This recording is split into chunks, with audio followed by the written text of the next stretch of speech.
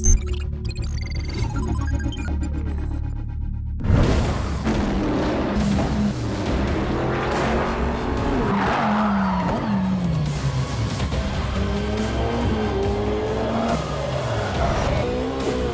word Ferrari conjures up a very special imagery for anyone who knows even a little bit about cars.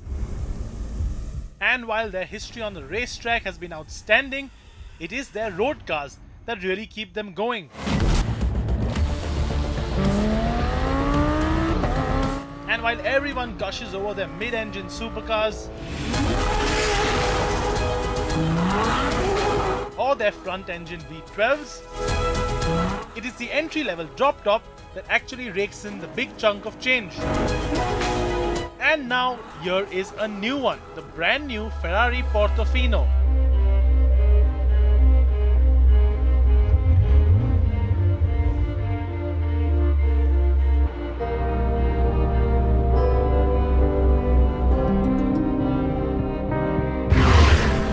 Now I know as automotive journalists we aren't supposed to swoon over a particular car or a particular design, but just step back, put everything aside and look at this.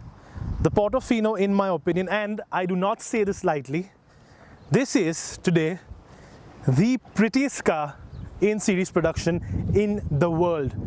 I know the F-Type looks nice and the Vanquish looks really sexy, but in this color, in this spec, well, I might change the wheels because I think these are a little boring, but in this color, in this spec, the Portofino just looks absolutely perfect. Again, the prettiest series production car in the world. Now, Ferrari have been doing a lot of detailed work on their cars in the last couple of years. The 812 has a lot of them, the 458 and the 488 has them. And this again sort of continues that trend. So you get these nice vents around the headlamps which allow airflow to go through and come through the front wheel arch, and they come out, the air comes out of here. So you have like this low pressure area around the wheel arch, which of course increases downforce. But again, this car is all about looking pretty on that boulevard and not going as fast as you want around Monza or around the Nürburgring for that matter. And it does this so well. Look at these rear haunches. Reminds me of the 250 GTO. And even this little chink in the back reminds me of all those lovely classic Ferraris of the 60s. And of course, it's been a little dirty. As you can see, we've been going around the outskirts of Dubai in the Portofino, having a lot of fun. And that's exactly what I intend to continue to do so through this day. So, well, let's get in that, fire it up, listen to that lovely exhaust, and have a better day.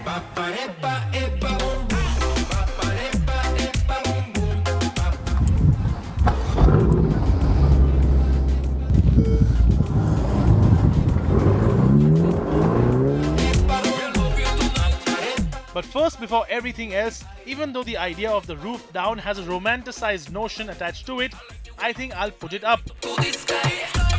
Because even with my love for drop tops, I think the Dubai heat and more importantly the dust is way too much to handle. And I really don't want to get this lovely interior all dusty either. Oh, and in the Portofino, you can put the roof up on the move, although only till about 20 kilometers per hour, and it takes just 14 seconds. Talking about the interior, the first thing that strikes you is that clean and uncluttered look. Round jet-like AC vents, a simple horizontally oriented touchscreen in the center, and typically Ferrari gear selector buttons, and of course, a ton of carbon fiber. You do get the typically Ferrari steering wheel with the start button, headlamps, wipers, indicators, and of course the Manettino. That is the switch you can use to change driving modes from comfort to sport and to that absolutely bonkers ESC off, which turns off all the electronic aids to the driver. And although the steering wheel controls might appear to be very confusing, spend about an hour and a half behind the wheel and it all becomes second nature. All in all though, especially as compared to its predecessor, the Portofino is a much nicer place to be, especially if you spec it to the max with the right color, the right materials, the right seats, and some added unnecessary yet cool features like the passenger display. So now that we've waxed lyrical about that beautiful exterior and we've showcased that lovely carbon fiber festooned interior, let's talk about facts and figures when it comes to performance, because at the end of the day, this is a Ferrari, and although this isn't the fastest one that they make, it is still quick enough to blow your pants off. So let me quickly rattle out the specs. It's a 3.8 litre V8 twin turbo engine mounted up front like every GT should be. It makes 592 horsepower and 760 Newton meters of torque, which is by any stretch of imagination a lot of power. Now this thing isn't as quick as say a 488, so it does 0 to 100 in a very slow and pedestrian 3.5 seconds, and that by no means is actually slow. It is actually really nice and fast when you want it to be, but when you put this Manatino in comfort mode and settle down and you want to drive peacefully like I am now, especially considering the fact that it's 44 degrees outside. I'm in 7th gear doing 100 kilometers per hour, well within the speed limit in Dubai. It's a really, really comfortable car, and that is exactly what the Portofino is meant to do. This is Jekyll and Hyde, all wrapped up in a beautiful red body. It is two-faced. It is a comfortable car when you need it to be. It does make you look oh so good on that lovely main street boulevard in your city. And at the same time, if you do want to shift down a few gears and go for it, it still does that too. Especially when you turn it into sport mode and really let all those 592 horses rip out from those quad exhaust pipe setups at the back. The Portofino is the kind of supercar that you can really drive daily. Mostly that is because it is very comfortable and rides really, really well, and also because it isn't very low and doesn't scrape at every pothole, bump and speed breaker you encounter. It is also because Ferrari have made sure you only get as much power and torque that you actually need.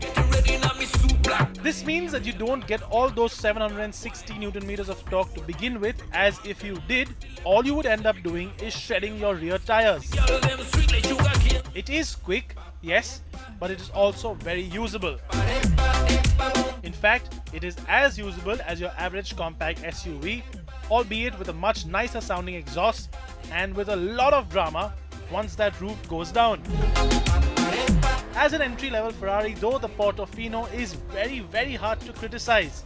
When it comes to India later this year, with a price tag of about 3 crore rupees, we are sure that there are gonna be a fair few takers. The Portofino looks good, drives well, makes all the right noises, has all the drama of a cabriolet, and even makes a very bald and fat automotive journalist look good.